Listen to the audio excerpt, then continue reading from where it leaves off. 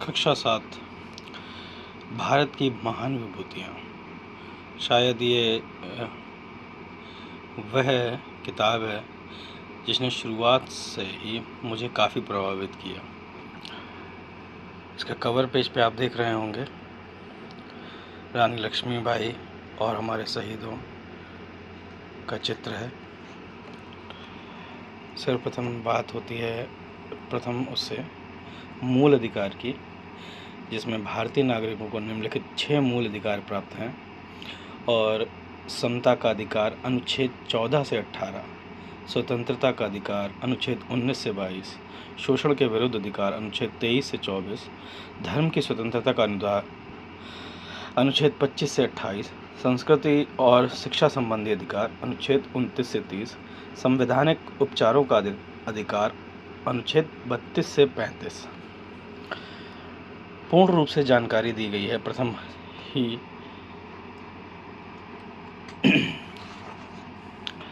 फिर आपकी ये बोलती किताबों में आज का हमारा जो प्रथम अध्याय रहेगा, उससे पूर्व हम जानेंगे कि हम किन किन के बारे में कक्षा 7 में अध्ययन करते हैं। माह अप्रैल में ऋषि कुमार नचिकेता, वैदिक कालीन नारियाँ, राजा भगीरथ, महर्षि वाल्मीकि, श्री कृष्ण। मई माह में हमें अध्ययन करना होता है भीष्म, महाराजा अग्रसेन, महावीर स्वामी, चंद्रगुप्त। जून माह में ग्रीष्म अवकाश मिलता है। जुलाई में हम आचार्य दीपंकर, श्रीज्ञान, मीराबाई, अकबर महान। इस पर थोड़ा विवाद है, लेकिन जब लिखा है पुस्तक में तो देखना तो पड़ेगा ही। रानी दुर्गावती। अगस्त माह में अब्दुल रहीम खाना खान, तानसेन, गुरु तेग बहादुर, हैदर अली, रानी चिन्नम्मा और फिर प्रथम सत्य परीक्षा होती है। सितंबर माह में महात्मा ज्योतिबा फुले, एनी बेसेंट, स्वतंत्रता संग्राम की वीरांगनाएं, तात्या टोपे। अक्टूबर माह में हमारे महान वनस्पति वैज्ञानिक बाल गंगाधर तिलक, भारत के महान शिक्षाविद बाबा गंभीर नाथ। फिर अर्धवार्षिक परीक्षा अक्टूबर माह में। नवंबर माह में गुरुदेव, रविंद्रनाथ टैगोर, बंकिम चंद्र चटर्जी, गोपाल कृष्ण गोखले, मुंशी प्रेमचंद, जिनका हाल ही में जन्मदिन था अभी। दिसंबर माह में सुब्रमण्यम भारती, विनायक दामोदर सावरकर, डॉक्टर श्यामा प्रसाद मुखर्जी। द्वितीय सत्य परीक्षा फिर जनवरी माह में doctor Rajendra Prasad, mother Teresa, वीर अब्दुल हमीद। फरवरी माह में प्रमुख खिलाड़ी, एवरेस्ट में विजेता, और फिर मार्च में वार्षिक परीक्षा होती है।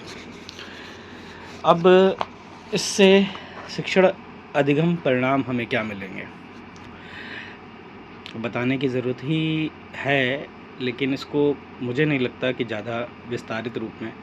जब हम किसी व्यक्तित्व को पढ़ते हैं तो व्यक्तित्व को पढ़ने के साथ साथ उनके अच्छे आचरण के बारे में हमें जानकारी मिलती है और इन अच्छे आचरणों को हमें अपने जीवन में अपनाना चाहिए। यही संदेश इन महान व्यक्तित्वों को पढ़ने के लिए दिया जा रहा है। तो हमारी किताब में जो लिखा है, अनुपूरक अध्ययन सामग्री पर आधारित पुस्तक महान व्यक्तित्व के अंतर्गत बच्चों से यह अपेक्षा है कि भारतीय संस्कृति और राष्ट्र गौरव के प्रतीक महान व्यक्तित्व से परिचित हों। बच्चे इन महान महापुरुषों के जीवन आदर्श को समझकर अपने जीवन में उतारें तथा सांस्कृतिक विरासत को समृद्ध करें। संक्षेप में, महान व्यक्तित्व के द्वारा निम्नवत शिक्षण अधिगम परिणाम अपेक्षित है। पुस्तक में वर्णित महान विभूतियों के विषय में सुनकर पढ़कर चर्चा करते हैं। पढ़े गए अंश पर पूछे गए प्रश्नों का तर्कसम्मत उत्तर देते हैं। बोलने में मानक भाषा व शिष्टाचार की भाषा का प्रयोग करते हैं। ये सबसे ज़्यादा ज़रूरी है, क्योंकि बोलने में हमने अक्सर देखा है बोली का प्रयोग किया जाता है, जबकि भाषा का प्रयोग नहीं किया जाता। अध्ययन से हमें मानक भाषा मिलती है और शिष्टाचार की भाषा मिलती है। तो जैसे आप हियन ना आबो उधर के का कर रहे, बोली से हटकर एक मानक भाषा का प्रयोग होगा, तभी आपको अपने शिष्टाचार की भाषा भी सीख पाएंगे। अगला देखते हैं। महान विभूतियों के जीवन व्रत से प्रेरणा ग्रहण कर अपने व्यवहार में लाने का प्रयास करते हैं। पाठ्य पुस्तक से अलग अध्ययन सामग्री का स्व अध्ययन करते हैं। विभिन्न मानवीय मूल्यों जैसे प्रेम, दया, सद्भाव तथा सहयोग आदि को अपने दैनिक जीवन में प्रयोग करते हैं।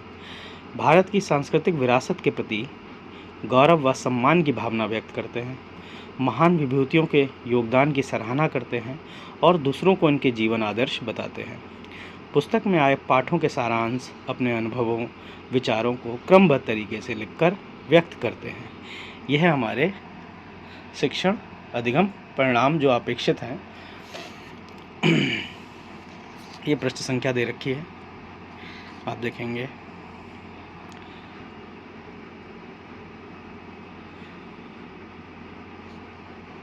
कक्षा 7 में जो टोटल अध्ययन करना होता है हमें 38 महापुरुषों के बारे में, 38 से ज़्यादा ही हैं, ठीक है।